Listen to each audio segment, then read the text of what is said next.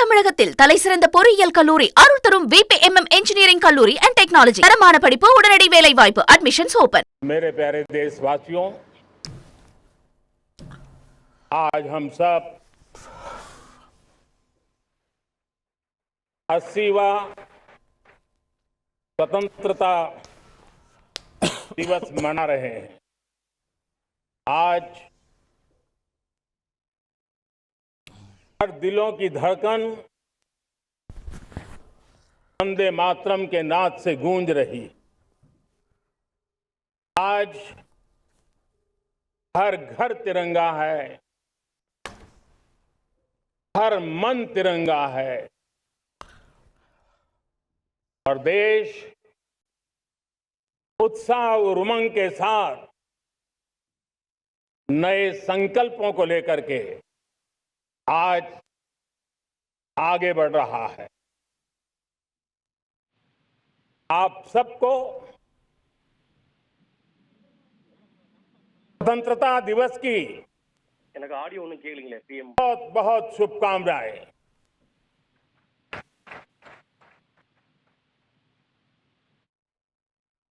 देश आज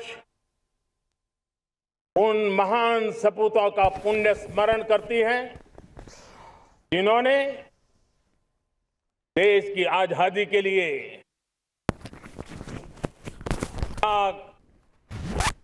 बलिदान की पराकाष्ठा की। अपने तप, त्याग और बलिदान से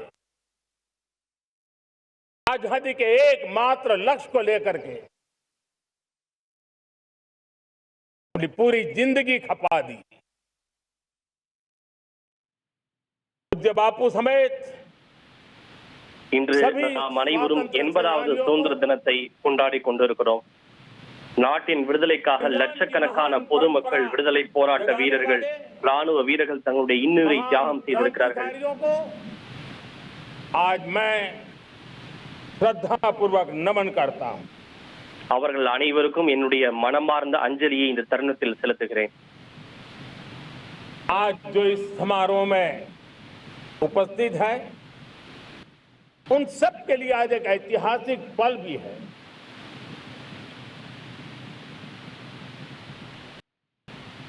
आजादी के बाद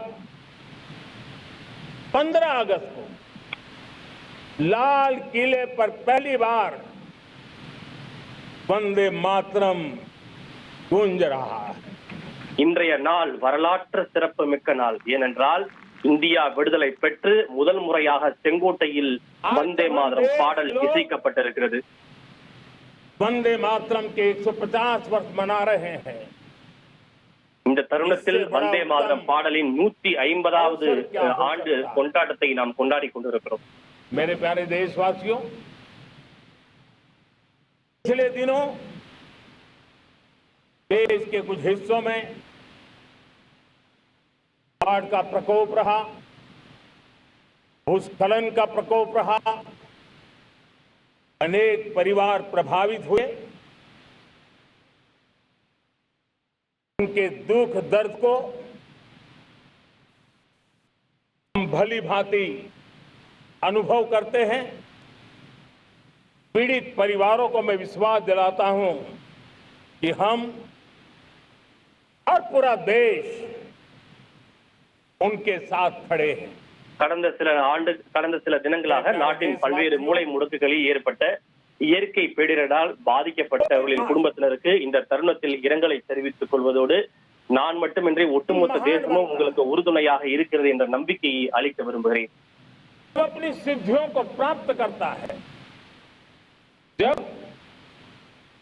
अपने सपनों, अपने संकल्पों और अपने सामर्थ्य के दम पर आगे बढ़ता है। देशवासियों, अब छोटे सपनों से चलने वाला नहीं। நம் நாட்டு மக்கள் சிறிய கனவுகளோடு முன்னேறுகின்ற நபர்கள் அல்ல. बड़े सपने, क्योंकि बड़े सपने हमारी सोच को भी विस्तार देते हैं, हमारी பெரிய सोच பெரிய की கனவுகள் क्षितिज நமது को- எண்ணங்களுக்கு கூட விரிவாக்கத்தை கொடுத்திருக்கிறது. हमारे संकल्प दृढ़ होने चाहिए। जब संकल्प दृढ़ होता है तो कठिनाइयों से, आपदाओं के बीच से रास्ते निकालने का सामर्थ्य अपने आप उभर करके आता है।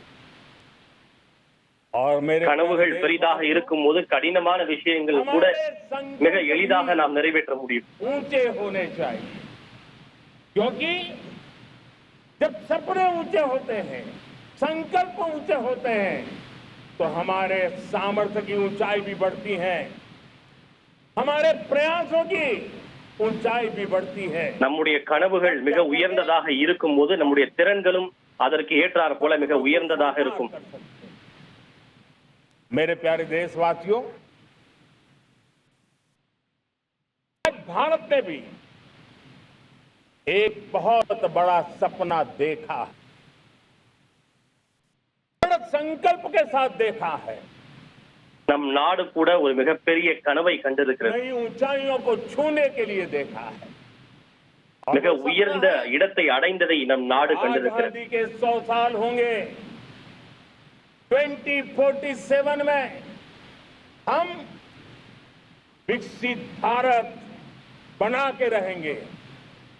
இந்தியா தன்னுடைய 100வது சுதந்திர தினத்தை கொண்டாடும் போது 2047இல் வளர்ச்சி அடைந்த நாடு என்ற கனவை இந்தியா அடைந்திருக்கும், அந்த இலக்கை இந்தியா அடைந்திருக்கும். जब दुनिया की सबसे बड़ी आबादी वाला देश विकसित होने का संकल्प लेता है, तो ये दुनिया की नजरों में भी हमारे साहस का परिचायक बन जाता है। दुनिया हमारी तरफ देखने का नजरिया बदलने के लिए मजबूर हो जाती है। हमारे देशवासियों, இந்த ஒட்டுமொத்த உலகமும் இந்தியாவை பார்க்கும் விதம் முழுமையாக மாறி இருக்கிறது. पिछले 12 वर्ष में देश के कोटि कोटि नागरिकों ने, दलित हो, पीड़ित हो, वंचित हो, आदिवासी हो, गांव में रहने वाला हो, शहर में रहने वाला हो, गरीब हो, मध्यम वर्ग का हो, युवा हो, बुजुर्ग हो, नारी हो, पुरुष हो, उत्तर हो, दक्षिण हो, पूर्व हो, पश्चिम हो, हर किसी ने पिछले 12 साल में एक संकल्प के साथ, समर्पण के साथ देश को नई ऊंचाइयों पर ले जाने में हर प्रकार से प्रयास किया है। கடந்த 12 ஆண்டுகளில் நாட்டின் அனைத்து பிரிவுகளை சார்ந்த மக்கள், விவசாயிகள், பெண்கள், ஆண்கள், பட்டியலினத்தவர், பழங்குடியினர், இதர பிற்படுத்தப்பட்டோர், இப்படி அனைத்து பிரிவுகளை சார்ந்த கோடிக்கணக்கான மக்கள் நாட்டை உயர்ந்த கனவுகளோடு முன்னேற்ற பாதையில் எடுத்து செல்ல பணியாற்றிக் கொண்டிருக்கின்றனர். गरीबी से बाहर निकले हैं। इन्हीं देशवासियों का प्रयास का परिणाम है कि हम भी फ्रेजाइल 5 में गिरे जाते थे। 12 साल के भीतर भीतर हम एक मेजर इकोनॉमी में फास्टेस्ट ग्रोइंग इकोनॉमी 12 ஆண்டுகளுக்கு முன்பு இந்தியா எளிதில் உடையும் தன்மை கொண்ட பலவீனமான 5 பொருளாதாரங்களை கொண்ட நாடுகளில் ஒன்றாக இருந்தது. ஆனால் இன்றைக்கு மிக முன்னணி பொருளாதார நாடுகளில் ஒன்றாக இந்தியா உருவெடுத்திருக்கிறது. हम गति नहीं पकड़ पाए, रफ्तार नहीं पकड़ पाए, होती है, चलती है, अरे हो जाएगा, देखा जाएगा, उसी में खोए रहे। 2014 तक आते आते तो पूरे विश्व ने हमें फ्रेजाइल 5 के उस में डंप कर दिया था। ऐसे समय पिछले 12 साल में भारत ने एक नई रफ्तार पकड़ी, तेज गति से हम आगे बढ़ रहे हैं। கடந்த 12 ஆண்டுகளில் அனைத்து துறைகளிலும் இந்தியா மிக துரிதமான வேகத்தோடு முன்னேறி கொண்டிருக்கிறது. के संकल्प को, सामर्थ्य को रोकना नामुमकिन है। இந்த தருணத்தில் 140 கோடி இந்தியர்களின் கனவுகளை தடுத்து நிறுத்துவது என்பது சாத்தியமே இல்லை. தென் தமிழகத்தில் தலைசிறந்த பொறியியல் கல்லூரி அருள் தரும் VPMM இன்ஜினியரிங் கல்லூரி அண்ட் டெக்னாலஜி. தரமான படிப்பு, உடனடி வேலை வாய்ப்பு, அட்மிஷன்ஸ் ஓபன்.